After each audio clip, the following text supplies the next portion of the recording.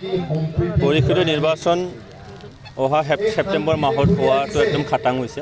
তাৰ কাৰণে আমি UPPL দল হিচাপে আমাৰ যিখিনি পৰিকাঠামো সেইখিনি আমি ঠিক ঠাক কৰি আছোঁ।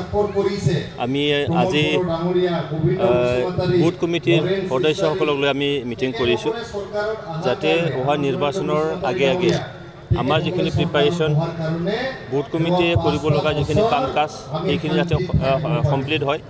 এইকাৰণে 40টা সমষ্টিত আমি এই মিটিংটো কৰি আছোঁ। আজি আমাৰ শালবাৰীত এই মিটিংটো কৰিছোঁ। ইয়াৰ পিছত আমাৰ মটনগুৰি আৰু কোকলাবাৰীত নিশ্চয়কৈ হ'বগৈ আজি। তো UPPL হিচাপে যিখিনি প্ৰিপাৰেশ্যন আমাক লাগে সেইখিনি প্ৰিপাৰেশ্যনটো আমি কৰি আছোঁ। আসন আছে হয়, ঠিক আছে। এইখিনিতো আমাৰ 40টা সমষ্টিত আমি আমাৰ যিখিনি প্ৰিপাৰেশ্যন এইখিনি আমি ঠিক ঠাক কৰি আছোঁ। আৰু প্ৰত্যেকটো ৰাজনৈতিক দলৰে নিজাববীয়া তেনেকৈ এটা তেওঁলোকৰ এটা লক্ষ্য এটা থাকে।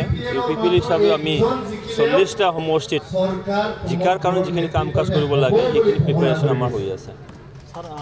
হাগ্ৰামা মূলিয়াৰী ডাঙৰীয়া কি কয় কি নকয় এইটো আমাৰ কনচাৰ্ণ নহয়, কিয়নো হাগ্ৰামা মূলিয়াৰী ডাঙৰীয়া আজি অকলশৰীয়া। কাৰণ তেখেতৰ বছা নেতাবোৰ আজি UPPLলৈ আহিছে, কিছুমানে BJPলৈ গৈছে। সেইকাৰণে হাগ্ৰামাই আজি তেখেতৰ অস্তিত্বৰে এটা সংকটত আছে।